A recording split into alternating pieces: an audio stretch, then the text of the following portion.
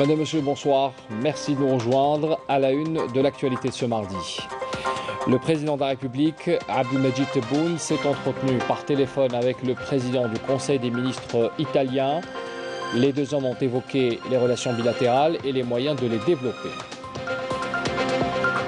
L'actualité est marquée également par cette nuit de cauchemar. Hier à Médéa, 4 victimes, 3 hommes et une fille de 13 ans emportés par des inondations provoquées par des pluies torrentielles qui ont touché hier soir plusieurs localités, notamment Bni Slimane. Une délégation ministérielle dépêchée sur instruction du président de la République s'est rendue sur place pour constater l'ampleur des dégâts et prendre en charge les familles sinistrées.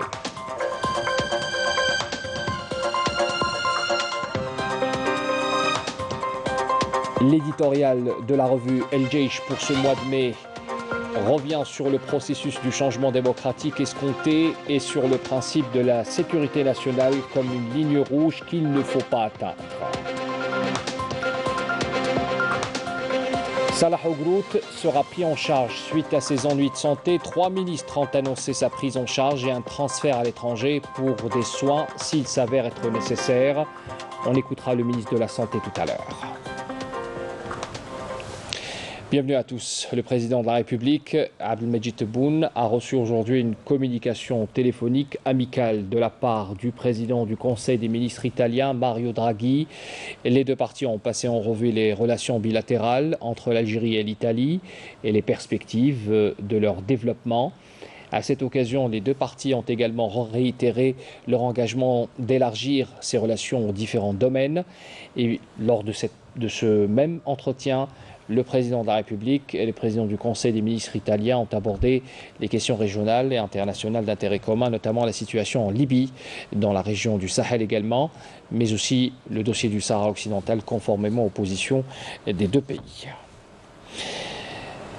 On parle également ce soir de cette délégation qui a été dépêchée à Médéa sur instruction du président de la République, Abdelmadjid Tebboune, une délégation ministérielle à sa tête le ministre de l'Intérieur et des collectivités locales et de l'aménagement du territoire. Les ministres se sont dirigés donc notamment dans la région de Bni Slimane, dans la wilaya de Médéa, qui a connu hier soir des inondations importantes, causant la mort de 4 personnes et des dégâts considérables.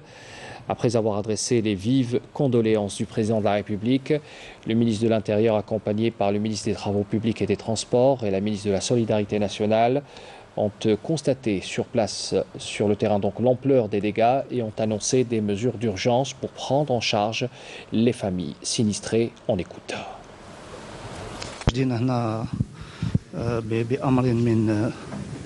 Nous nous sommes déplacés aujourd'hui sur instruction du président de la République, Abdelmadjid Tebboune. Nous suivons de près la situation depuis le début des intempéries et nous restons en contact direct avec le wali de Médéa. Nous avons malheureusement déploré 4 victimes. Je tiens à présenter mes condoléances aux familles des victimes au nom du président de la République et au nom de tous les membres du gouvernement. Pour ce qui est des dégâts matériels, près de 132 véhicules ont été emportés par les pluies. Je suis accompagné des ministres des Travaux publics, de la Solidarité, ainsi que du secrétaire général du ministère des Ressources en eau. Et nous sommes là pour apporter toute l'aide nécessaire.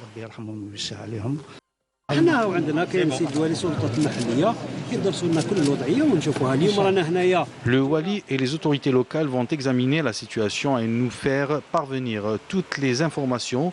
Je suis ici sur instruction du Premier ministre. Les mesures urgentes seront prises pour la prise en charge des sinistrés.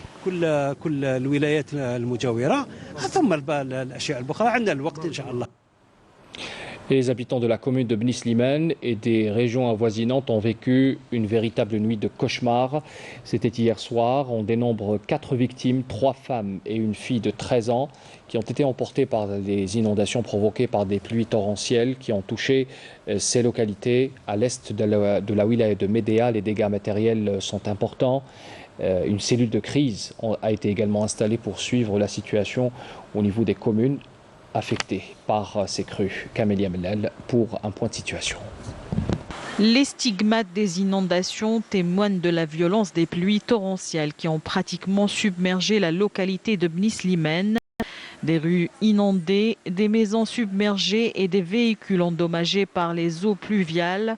Bilan, 4 personnes ont trouvé la mort. Un bilan encore provisoire puisque les recherches se poursuivent. Nous sommes choqués par ce qu'on voit. C'est la volonté de Dieu. Nous devons être patients. Les précipitations ont commencé aux environs de 19h45. Ensuite, il y a eu un gros orage vers 21h15. Au moment où je vous parle, nous déplorons malheureusement plusieurs morts. Les intempéries ont causé également d'importants dégâts matériels avec plus d'une centaine de véhicules endommagés. Une cellule de crise a été mise en place par les services de la wilaya pour suivre la situation et parer à tout imprévu. Nous avons aussitôt reçu la nouvelle, installé une cellule de crise au niveau du siège de la wilaya. Cette cellule comprend les services de sécurité et tous les directeurs des secteurs concernés. Par ailleurs, nous nous sommes déplacés sur les lieux pour évaluer la situation et nous avons déployé tous les moyens nécessaires pour l'intervention.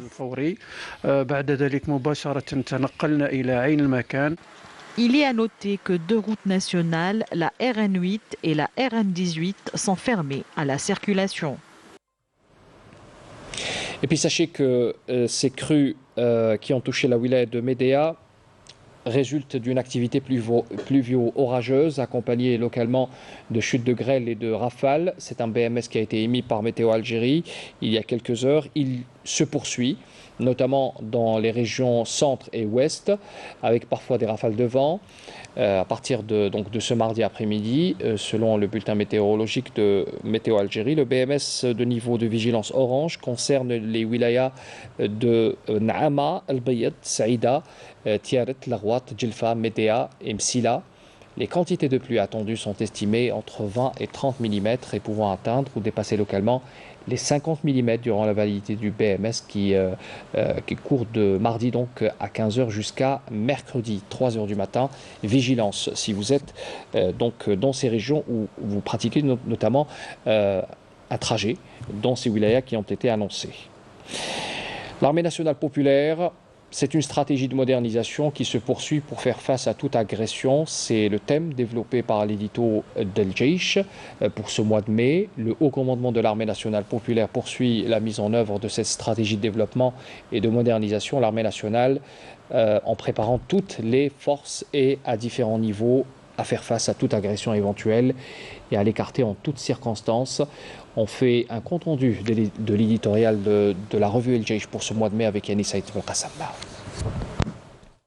Éclairer l'opinion publique, concrétiser le projet de la nouvelle Algérie, la sécurité nationale, une ligne rouge, souligne la revue El Jaish dans son dernier édito. Le processus de construction de la nouvelle Algérie se poursuivra, chose qui a été affirmée par le président de la République, Abdelmadjid Tebboune, dans son message à l'occasion de la Journée mondiale des travailleurs. Conformément à notre engagement, nous sommes efforcés à préparer l'avènement d'une dynamique économique affranchie des contraintes bureaucratiques et des pratiques des opportunistes corrompus. La volonté politique s'est renforcée en vue d'accélérer la relance économique dans le cadre d'un large dialogue avec les partenaires sociaux et les opérateurs économiques.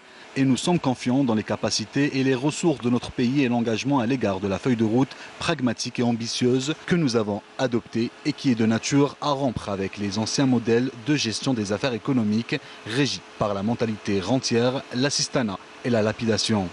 En outre, la revue El Jaish évoque les tentatives vaines et désespérées de déstabiliser la sécurité nationale et empêcher la tenue des prochaines échéances électorales. Plusieurs indicateurs prouvent que ce qui est en train de se produire s'inscrit dans le cadre des tentatives vaines et désespérées de déstabiliser la sécurité nationale en embrassant la rue, en suscitant la colère du peuple, en poussant à davantage de congestion pour que la situation finisse par exploser dans l'espoir d'entraver les prochaines échéances électorales qui désormais dérangent les opposants au changement et les partisans de la contre-révolution qui ont l'habitude de façonner au Parlement sur mesure, utilisant l'argent sale en vue de bénéficier de l'immunité parlementaire et de la protection de leurs intérêts au lieu de servir le peuple qui les a élus.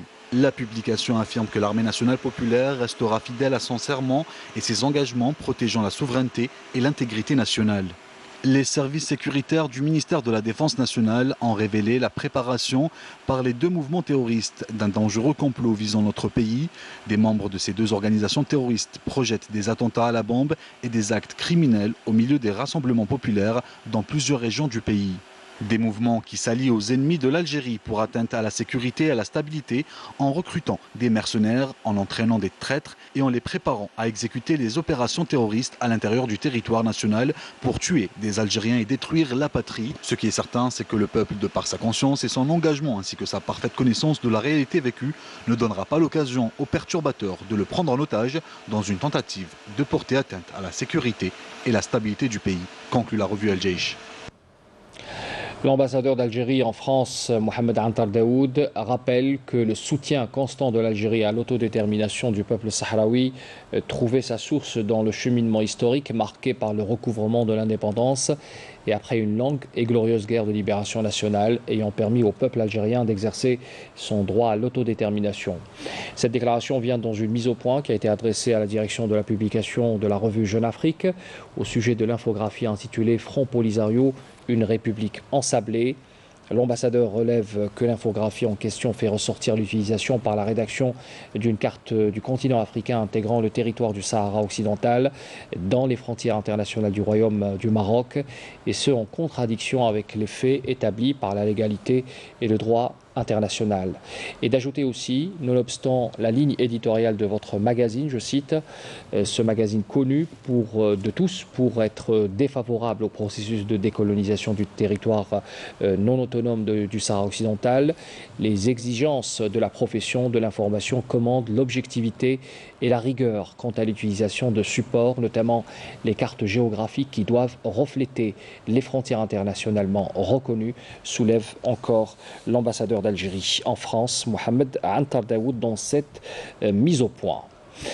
Le ministre de la Santé, de la Population et de la Réforme hospitalière, Abdelrahman Ben Bouzid, a mis l'accent à Ouelgla sur la nécessité d'accélérer les procédures afin de lancer l'appel d'offres relatif au projet du centre hospitalier universitaire retenu en faveur de la wilaya. La réalisation de ce projet doit être confiée à une entreprise réalisatrice qualifiée, dotée de crédibilité, d'expérience et de respect des engagements, a-t-il encore insisté. Et puis l'acteur Salah Ogrout sera complètement pris en charge suite à ses ennuis de santé. Sur instruction du président de la République, le ministre de la Santé a annoncé que toutes les dispositions seront prises pour sa prise en charge médicale dans les plus brefs délais. Le ministre du Travail, de l'Emploi et de la Sécurité sociale a de son côté assuré de la disponibilité de son département à entreprendre une prise en charge à l'étranger s'il est nécessaire et après avis médical. Et puis la ministre de la Culture avait hier donné des instructions pour entreprendre et prendre en charge l'acteur en urgence. Le ministre de la Santé s'est enquis personnellement de son état de santé, l'état de santé de Salah Ogrout. Je vous invite à écouter sa déclaration.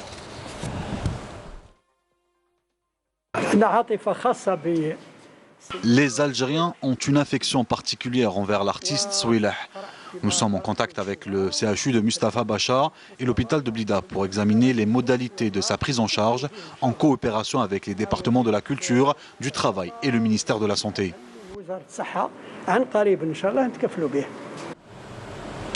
Le bilan de la Covid-19 grimpe sensiblement. Ce mardi, 282 nouveaux cas confirmés de coronavirus, 159 guérisons et 9 décès ont été également enregistrés ces dernières 24 heures selon un dernier bilan dressé par le ministère de la Santé qui nous est parvenu cet après-midi.